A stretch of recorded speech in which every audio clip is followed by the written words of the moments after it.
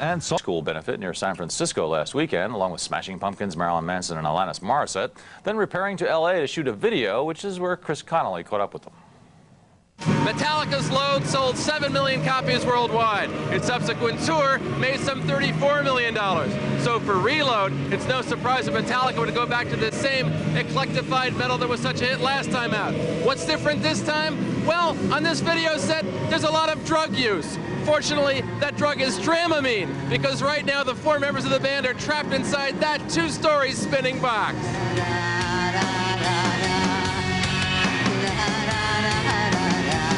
What it is that we're sitting on this sled and the room is revolving around us, and it gives the illusion that we're actually spinning like this, defying gravity.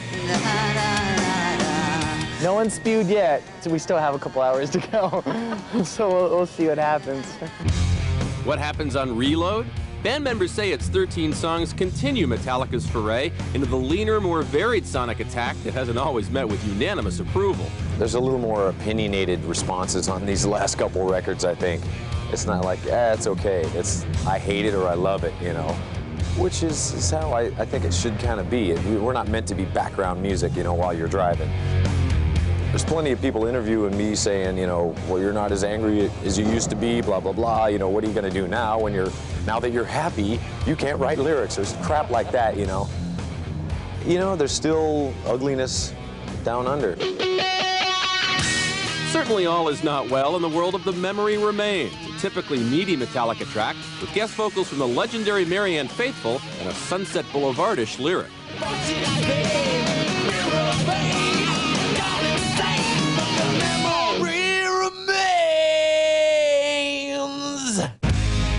While their record company would have preferred a title without Reload's more of the same spirit, band members aren't shy about linking the 2 CDs together, since Reload's tracks were largely recorded at the same time Load's were.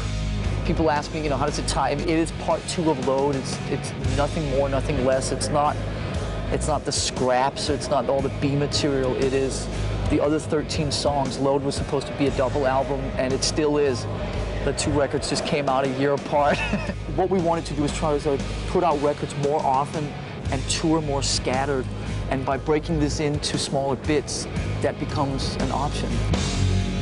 The band has been trying to prime the pump for Reload's November release with a free concert. After attempts to stage it in Boston and Chicago fell through, Metallica issued an appeal to its fans to offer a suitable site via an 800 number and an email address. The result? 35,000 calls, 5,800 emails in 4 days. Not bad. Oh, yeah.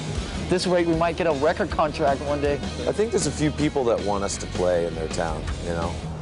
There's a lot of backyards waiting for us, I think.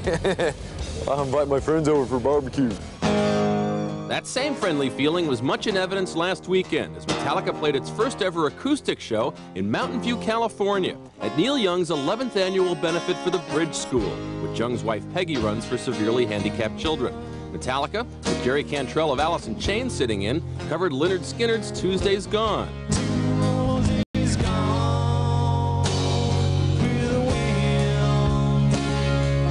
I wouldn't mind integrating some of that stuff into our show. You know, acoustic sets, they can become pretty boring, you know, and Metallica need to get up and move around, you know. You can only sit on a stool for so long, you know. Alanis Morissette was also there. With MTV News. This hour